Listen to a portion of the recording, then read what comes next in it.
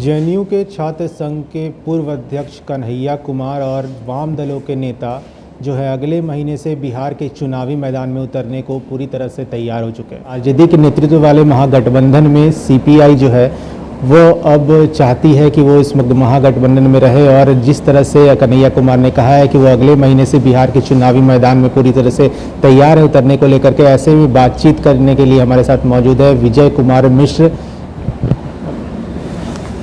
जिस तरह से कन्हैया कुमार ने अगले महीने से बिहार में चुनावी मैदान में उतरने के लिए बयान दिया है कि वो अगले महीने से आ रहे हैं बिहार, किस तरह देखते हैं इसको? देखिए, कन्हैया कुमार हमारी पार्टी के होनहार नौजवान नेता हैं। हमारी पार्टी के सेंट्रल एग्जीक्यूटिव कमेटी के मेंबर हैं, पूर्ण नेता हैं कम्युनिस्ट पार्टी के, और उनकी वक्तृत्व कला, वाक्पटुता, क्षमता, इस पर कहीं किसी को कोई संदेह नहीं है। वो राजनीति, कम्युनिस्ट पार्टी की राजनीति में एक बहुत ही सुलझे हुए नेता के रूप में पूरे देश के सामने आ गए हैं, और एक ऐसे नेता का प्रोग्राम बिहार में कम्युनिस्ट पार्टी बिहार विधानसभा के दौरान नहीं ले, यह संभव नहीं है।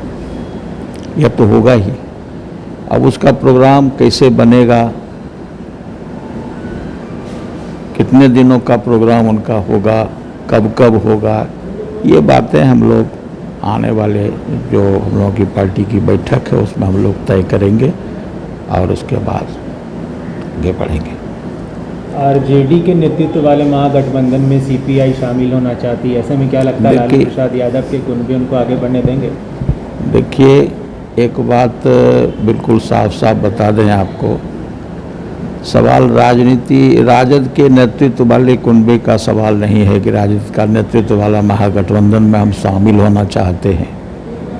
हम निश्चित रूप से महागठबंधन के साथ मिल करके चुनाव लड़ना चाहते हैं, और ये कोई तीसरा और चौथा फ्रंट ये अभी एक ही है कि जनता दल यू और भाजपा गठबंधन, और उसके खिलाफ में विपक्ष का एक महागठबंधन अगर सामने होगा तो ये बीच की लड़ाई है। राजनीति आज जिस पॉइंट पर पहुंच चुकी है उसमें देश जो है बहुत बड़े पैमाने पर नुकसान उठा रहा है। ये केंद्र की जो सरकार है और बिहार की जो सरकार है, ये जनता दल यू और भाजपा की सरकार बिहार में, और केंद्र की जो भाजपा के नेतृत्व वाली सरकार है, इन दोनों से त्राहिमाम हो गया है हमारे देश। हमारे देश में लोकतंत्र रहेगा कि नहीं, संविधान रहेगा कि नहीं, चुनाव होगा कि नहीं, ये सारी बातें जो हैं अब दांव पर लग गई हैं। पैसे का खेल चल रहा है, और पैसे से वो लोकतंत्र को ख़त्म करना चाह रही है सरकार। ऐसी स्थिति में अगर बट करके विपक्ष लड़ाई लड़ेगा तो उसको कामयाबी नहीं मिलेगी, और यही कारण है कि कम्युनिस्ट पार्टी महागठबंधन के साथ मिल करके, यानी विपक्षी एकता निर्मित करके, वाम जनवादी एकता निर्मित करके भाजपा और जेडीयू सरकार से निपटना चाहती है। एक तरफ जहां चुनाव आयोग का फैसला आया है कि कोरोना संक्रमण को देखते हुए भी चुनाव जो है वो अपने सही समय पे होंगे, कई बड़े नेताओं ने इसका विरोध भी किया और कहा है कि चुनाव नहीं होना चाहिए कि कोरोना संक्रमण है। आपकी पार्टी सीपीआई कैसे देखती है? देखिए, हमारी पार्टी का स्पष्ट समझ है, चुनाव कराने का सर्वाधिकार जो है यह चुनाव आयोग के पास है, उसमें कहीं कोई दखल नहीं है। चुनाव आयोग जो है वह तय करता है कि चुनाव कब होगा, कैसे होगा। लेकिन अभी जो पूरे देश की स्थिति है, पूरी दुनिया की स्थिति है, अभी पूरी मानवता जो है यह खतरे के दौर से गुजर रहा है।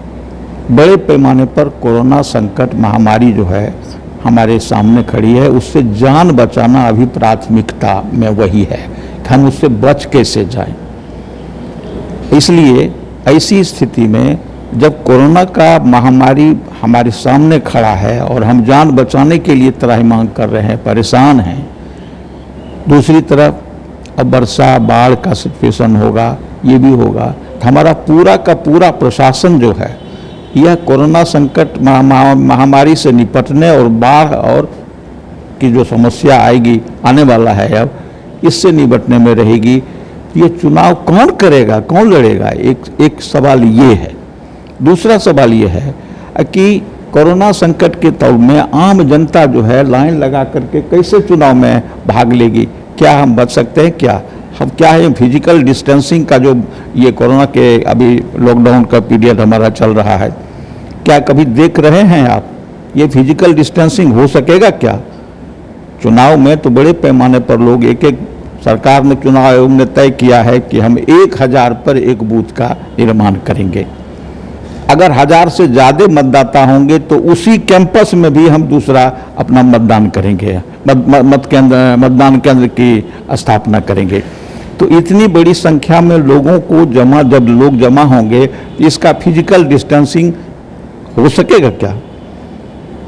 और नहीं अगर होगा तो बड़े पैमाने पर जो कोरोना का संकट है, ये सामुदायिकरण जिसको कहते हैं, सामुदायिक संक्रमण जो है, इसको हम बढ़ावा देंगे।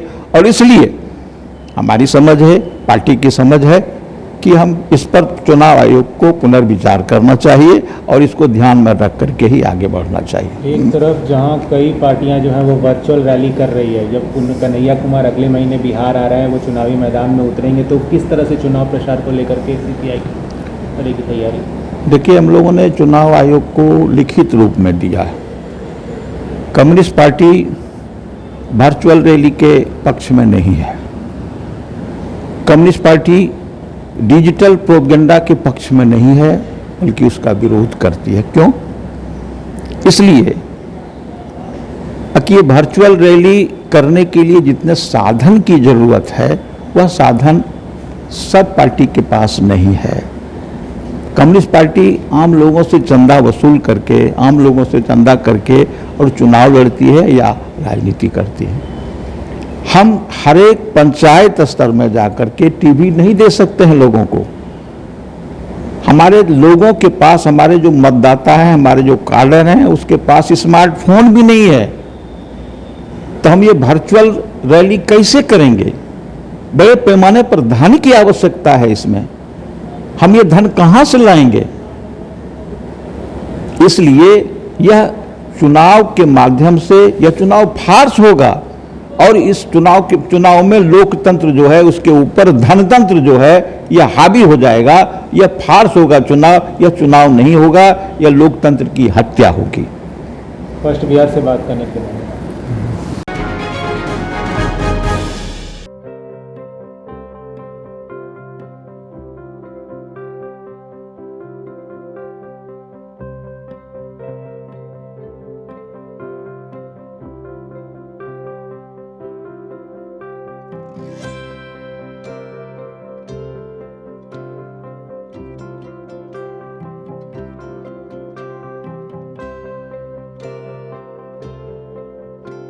एक जिंदगी बचाने वाले को हीरो कहते हैं और 1000 जिंदगी बचाने वाले को health care worker. Our heart never hardens, our temper never tires. Our touch never hurt. We value what we do.